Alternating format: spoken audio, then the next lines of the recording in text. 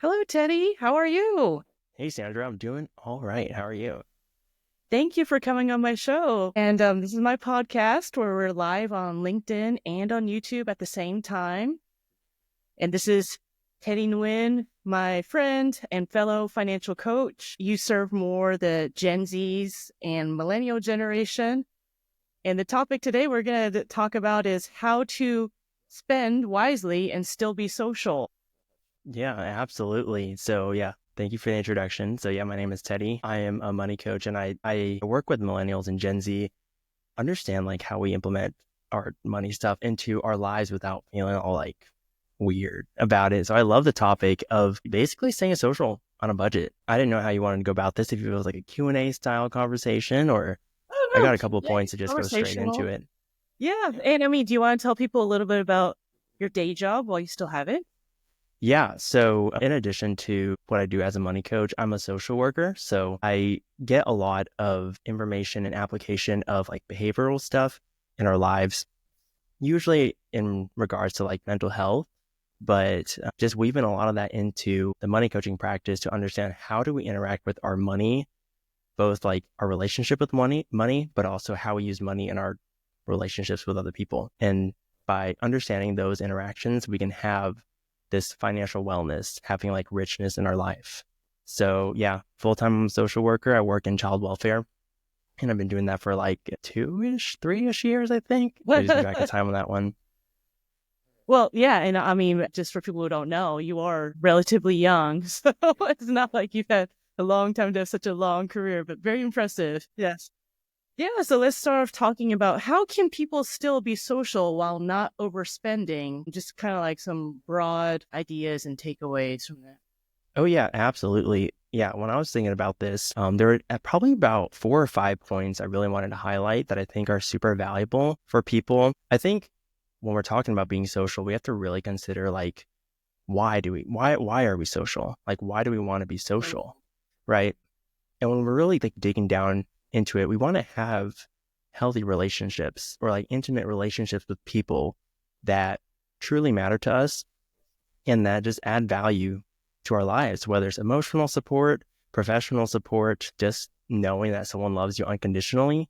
Like that is why we're social. And to be able to spend in a way that highlights that aspect of social interaction is actually fairly simple, but we make it all messy with like having to do fancy parties or big gifts and all these things. But when you really, trim it down, being social in any setting, like say like a home, what do you call it, housewarming party or just getting a lunch with someone, those actually are pretty inexpensive things to do.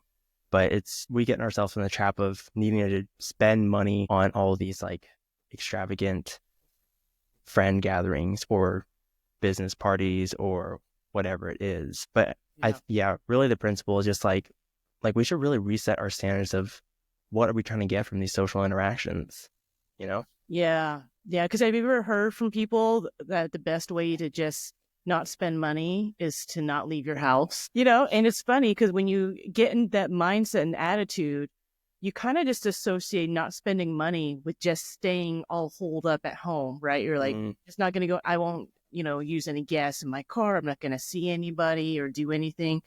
So, what do you think about that?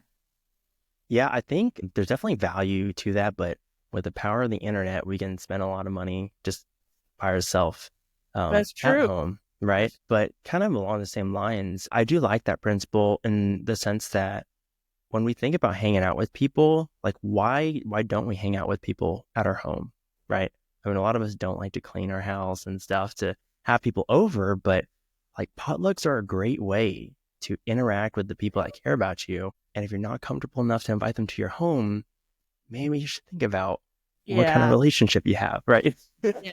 Your real friends will come to your house and you can like not have your hair done or any makeup and they will eat some of your leftovers and your half, empty bottle of wine. Yeah. They will they're like those are your real friends. You don't have to clean up as much for them or go on all these outings. I also think maybe just social media, just the prevalence of people are photographing all their events and what they do. And if you're just at someone's house, how is that interesting? Or, you're not at some new restaurant or playing Top Golf or something like that. Yeah. And what I think is really interesting is that like, even if we do those things, those more costly outings where we're like spending money and things like that, there are a lot of ways to go about still doing that while protecting your own home, your own budget. Like for this is like an actual practice that I do. I hardly ever eat out, and I only reserve eating out for like social events. So all the money I'm saving, not eating out or DoorDash and stuff, I can use it for those relationships. Or if I want to buy some extra desserts or drinks and whatever, I can do that because I didn't waste it on eating out for myself, if that makes sense. Okay, but what about people noticing that you're not buying or eat? And this is true because I remember that one time we met at Panera. You did not buy anything. You could drink water at Panera. Okay.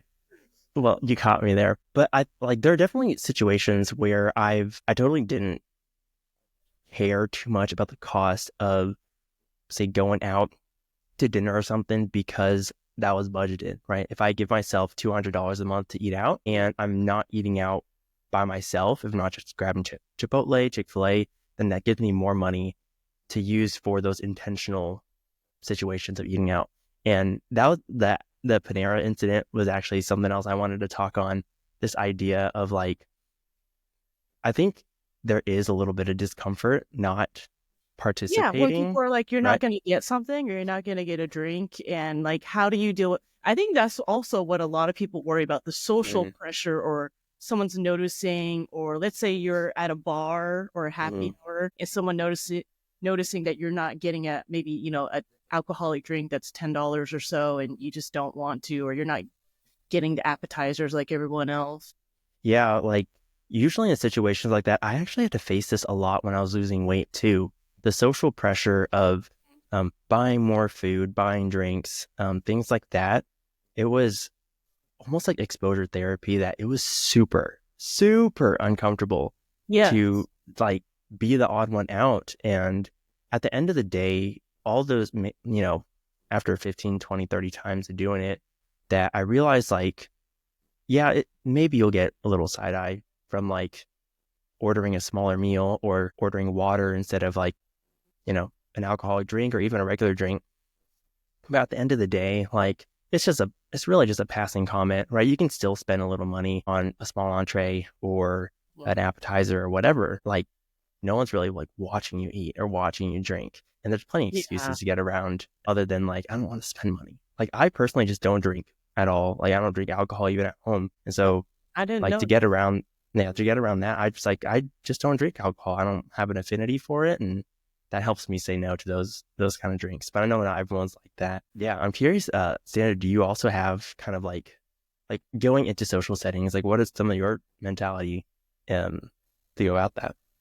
Yeah, because you're right. I think it's just a point of conversation sometimes to ask people like, "What are you getting off the menu?" or "What drink are you getting?"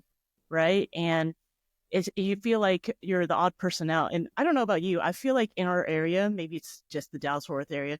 I feel like so many events revolve around eating out, like meeting at restaurants or where are you going to eat, or even when I used to lead a meetup group, even if it was a very fun, active social activity, people would still be like, "Where are we eating?" Yeah. They still want to know where are we eating, or they just prefer events at restaurants. But sometimes when you meet over these, you're just eating, it's not the best social situations because you're stuck at maybe this long table and Yeah. you can't move around. It looks weird, right? Moving around during a meal and you're kind of stuck between a couple of people and you're eating your meal, and it doesn't really create the best socialization all the time. Yeah, that's what I noticed too, because you and I were going to a few of those meetups too. Yeah. And I found that there was like fast casual dining, like Panera, where we could just get drinks, right? Or just coffee and like no food, or at least like maybe a small amount of food. Like we actually got to conversate more. I don't know if you were there with Olive Garden or whatever, but I'm eating like Olive Garden, trying to talk to people, and I gotta wipe sauce off my face and Yeah. get the salad. And you And it can't really, change seats because you'll confuse the waiter. yeah. And so like, I think when we're really thinking about like the outcome of a social interaction like that, isn't really to like enjoy the food. Yeah, like enjoying food is great, but to really have that connection with someone, if you're able to like be the planner of such social interactions, like frame the social interactions in a way that we can conversate, if it's like at a bar with drinks, like you just budget for your drinks, or if it's out for coffee or anything like that. Yeah. Well, what about when the stakes are a little higher? Like maybe it's a wedding or a party Mm, or a bigger social event where people feel like, you'll hear this, like, I have to go. yeah. Yeah. And So sometimes there's cost incurred with that, right? Going to certain events, or if you don't have the right clothing, or, you have to purchase some food over there. yeah, I run into that a lot too. And I actually wrote that down on my little notepad here. This idea of um, really understanding like why are we going to an event, and are we doing it just to like please other people, Because Yeah. I've definitely got a handful of wedding invitations that like I didn't, you know what I mean? You're in the Um, age range. You're probably getting invited to so many weddings. I'm kind of over that, where no one in my age range is getting married anymore. but yeah, like weddings or Baby showers. baby showers, birthday parties, graduation parties, like whatever it is.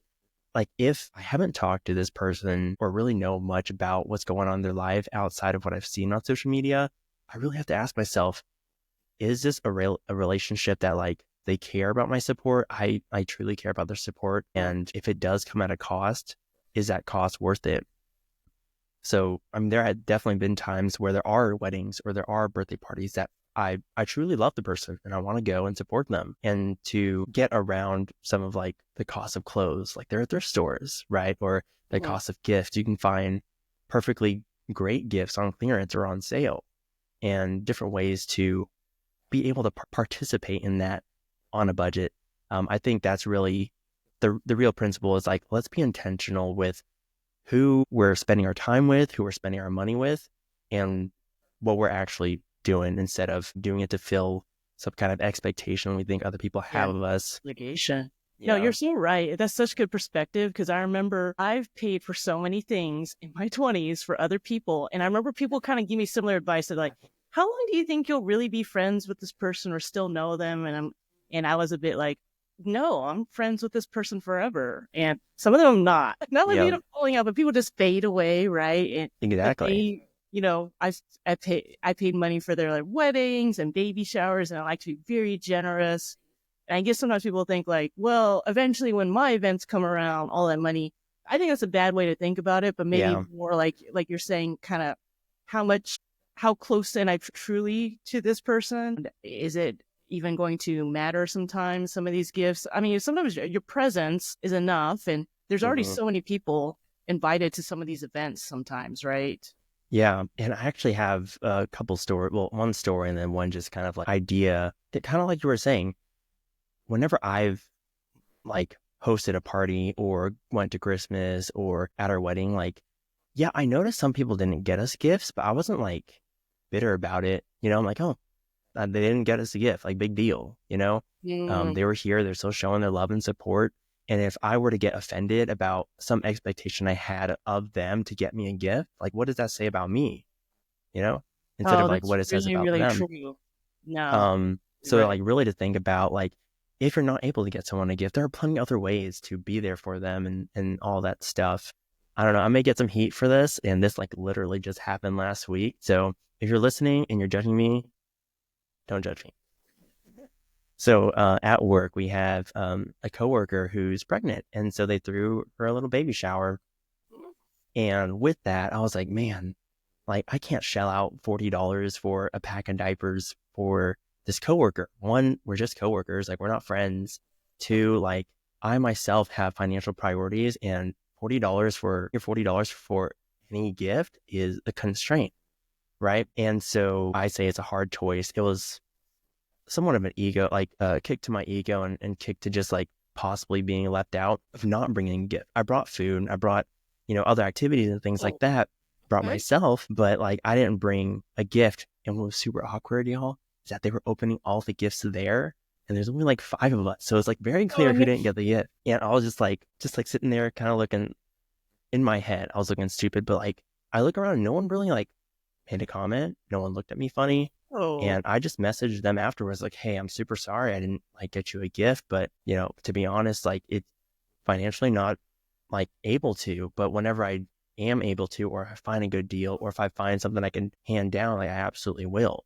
And her response was like, don't even sweat it. Like there wasn't any like animosity there for me not getting her a gift. And I think we get in our heads about like what other people think of us if like that expectation isn't met, you know? yeah, yeah. Because to me, it's already amazing enough you're a guy going to a coworker's baby shower. Just really, I don't know how it works at your work, but usually it's always only the women go. So men Yeah. are never really invited. So even if they show up, no one would expect you to buy a gift. And then you think about it, especially when the money's spent on like just diapers. I mean, it's a consumable, they go through like a bazillion diapers, like when they're born, right? Yeah. So I think like there is a little bit of practice that comes with like resetting our expectations in these relationships and trying to step out of like, so what if I'm embarrassed? Or so what if they make a comment? Like one of them could have said, Teddy, did you bring a gift? Like that would have called me out, And I definitely could have felt super awkward. I could have lied and just said, yeah, I just forgot it. I left it at home. I'll get it another time. And then I have to like figure out how to get a gift later. No, well, you were Or great because it wasn't like there was like 80 people there or 40 people. I yeah, just all these. it was a small group. Yeah. But I could have also been honest, like, yeah, like times are tough or whatever. And just like, there may be a little bit of shame with it. There may be a little embarrassment. But at the end of the day, the thing that I'm reminded of is like, no one here goes home with me. Like no one here is dealing with my budget or my spending or, other things with my money. Like if they judge me for not getting a gift or for getting a different kind of gift or not eating, whatever it is, it's like, sorry, like I can't change how you feel. I can just change, like I'm only in control of my own actions, thoughts, and beliefs. And that's one of those boundary setting and people pleasing things that I also like have to continually practice. And Yeah. that's how I go about it. Oh, that is a really cool story of you practicing what you preach because when I normally do this stuff at work, I do like a group collection and I ask for donations. And I always tell people, like, let's say you didn't contribute. I'm like, I still say it's from everybody. Like, I would still include your name, but nobody knows who gave what. And it kind of like relieves the pressure. And it's so funny because I've had groups where people donate such a small amount of money. And then I had this other group where everyone was giving a lot of money, even though I left it very open ended. I just said donation. And like I said, it's surprising sometimes who donates to those and who doesn't. It's not always who you expect. It's Yeah. interesting, some of those types of things. But I always tell people it's a collective, right? So nobody knows who donated how much or if someone chose not to donate. Yeah. Yeah, I love that because same thing with like birthday parties or anything. Yeah. Because you sharing that reminded me of what we did for, what was it? It was like a Christmas party or something. And I brought the food. It was like maybe $100 worth of food. And like, luckily I was in a position to be able to offer that and give it. And I was like, yeah, this is just for everyone. Like, if you want to pay me back, like, cool, but don't sweat it. I know times are tough. We're all social workers. But like, we're not making like boohoo bucks. And so like, yeah, I really love just kind of what you did there to like maintain people's dignity while also having that collaborative effort to still be social and not let money be the barrier, Right. And there will be times where other people pay it forward more than another time. It could just be the timing in their life. It's not like they don't like the person or want to contribute. It could just be a bad time for them financially. Yeah. Exactly.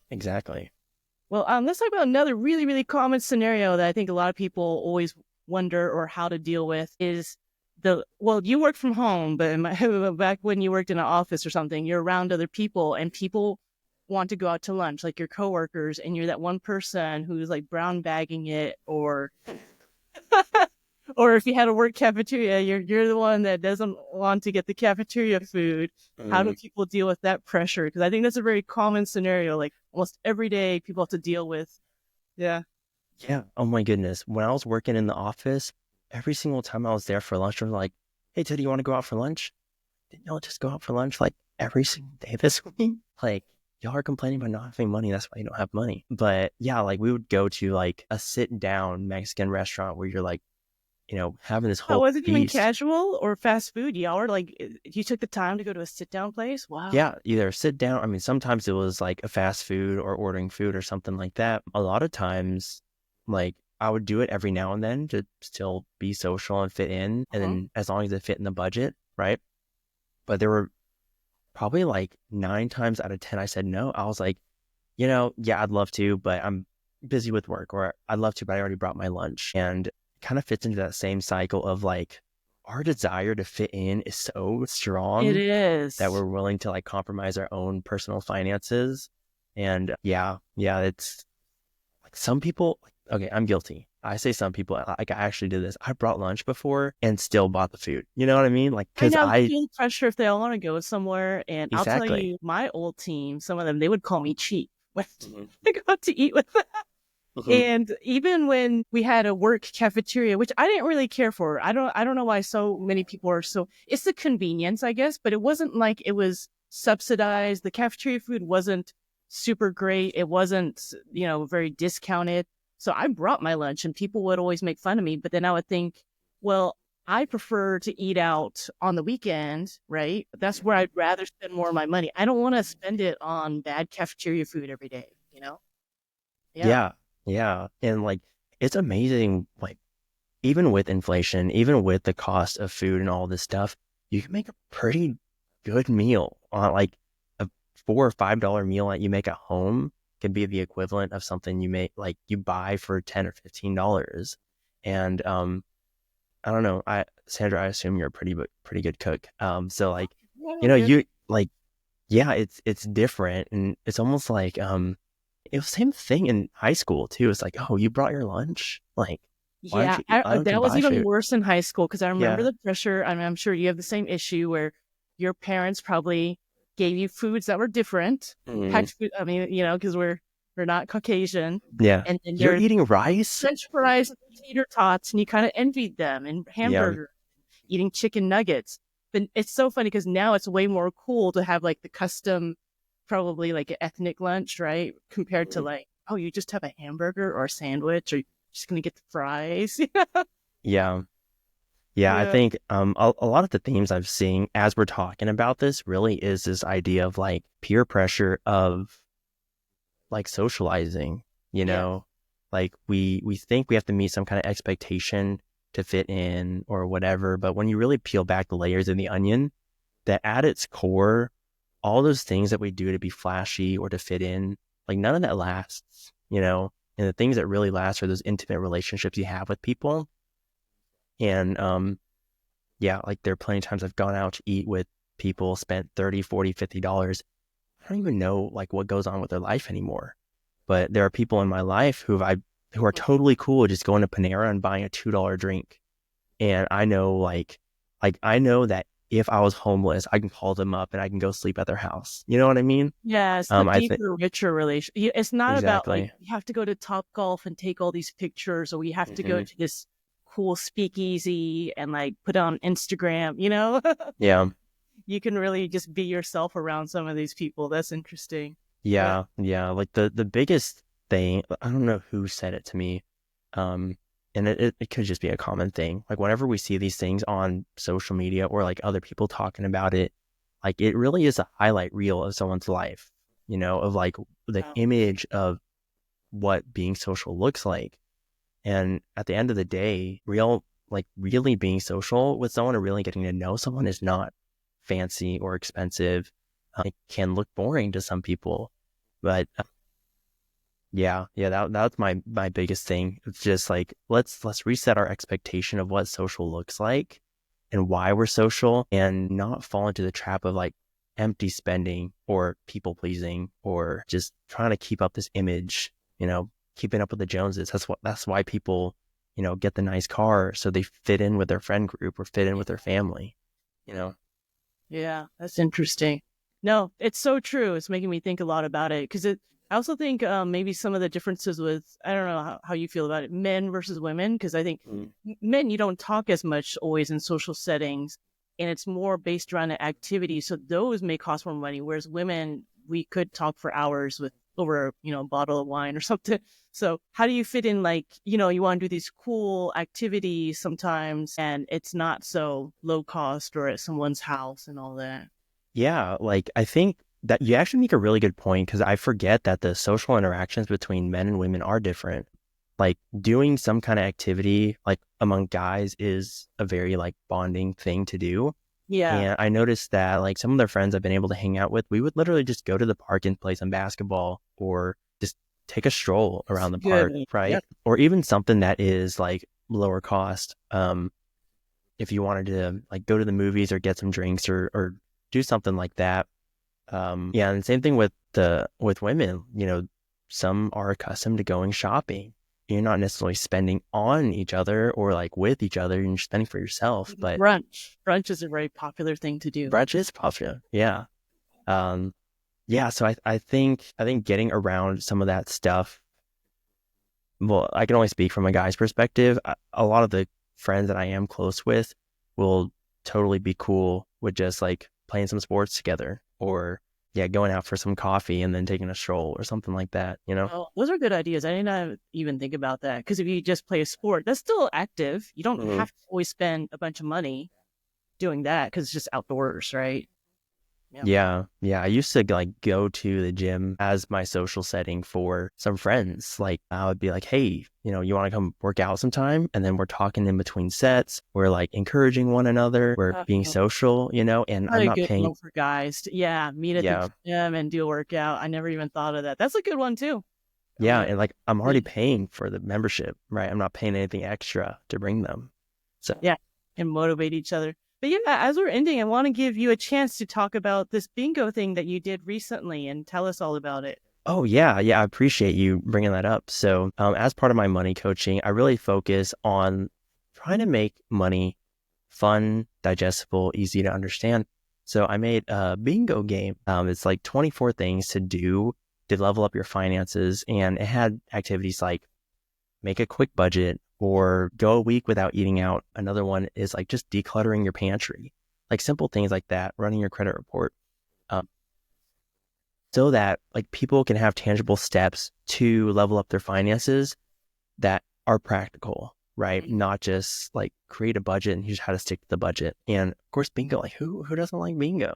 And what I made fun with it is that like if you finish the entire bingo card, you go get your name in a raffle for $100 prize. And I had about 10 or 11 like actively playing bingo, and I had about two people finish the card. Like there were some people that got really close. They got like You two or did three. out. That's a lot. But that's a lot. Yeah, it is a lot. Yeah, I wanted like each of the items on the bingo card were actually really easy. Maybe it takes 5 minutes, Okay. 10 minutes, 20 minutes, but it's nothing like super major other than like not eating out for a week. That one's probably the hardest one. But yeah, did the raffle and announced the winner, and yeah, $100 gift card. It was the prizes was either AirPods 4 or $100 gift card. She was like, my goodness, I didn't realize I would actually win. Like I had Oh, people saving like $250 in monthly subscriptions or $500 or $1,000 on insurance, or cutting just $1,000 a month in expenses. And even though they didn't win the raffle, they still got a lot of benefit from just gamifying the process. And so it's something that I had a lot of fun doing, promoting, just really creating content for. And I'm probably going to just run it periodically throughout the year. I think spring cleaning would be a pretty ideal way to introduce it, or, a summer detox, yeah. holiday Maybe like prep. every season or something. And then I didn't catch all your sessions, but you did have video, right? Lives that you did along with it. Like, what was the frequency that you did for those? Yeah. So whenever I ran the bingo game, it's free to everyone to play along in the group, but there was a VIP ticket to buy into the raffle and also get weekly group sessions. Really just check-ins on like where you are financially, what can I do to support you, what kind of wins you have. And those were the opportunities that we were able to kind of unpack some emotional spending patterns, or essentially like think about what kind of fat we had to trim from the budget, excess spending we didn't even know we were spending. So yeah, those are weekly for a month. And the whole idea is like, these are 24 things you can absolutely do in 30 days. One task a day, you'll be done. And yeah, I think I was really happy with the outcome. There are definitely things that I will change moving forward, but very minor. I think it was pretty good success for the people that played. Oh, So good, good. And the lady who won, I don't know her, but she seemed very excited about it. yeah, she messaged me. She was like, I just saw your post. I didn't realize like I would win this. Like I didn't buy the ticket because I thought I would win. And so like it was a $20 ticket. She just got $100. She's not net positive on that alone. You got to get her to do a picture of whatever she picks and Mm. do a social media. Yeah, but it was a fun time, and just seeing people implement these small steps is not intimidating. And got some feedback like, yeah, this is like actually pretty decent of a challenge. It's not some kind of checklist. And I kind of prided myself. I was like, I designed the bingo card, and I felt super artistic about it. It's like proud of myself. But yeah, we just played it in our Facebook group, and just had like maybe like a post every other day or maybe every 3 days of just like themed posts talking about net worth. We talked about credit cards. We talked about just things that I'm actually decluttering and like playing along with everyone. So yeah, if you want to play along, it's in the Spending Detox community on Facebook. We'll probably launch it and we'll launch another game around March or April, is my guess. Okay. Okay. Yeah. And if you want to close with telling anyone, I mean, I know you already mentioned the Facebook a little bit, where to find you at and all that.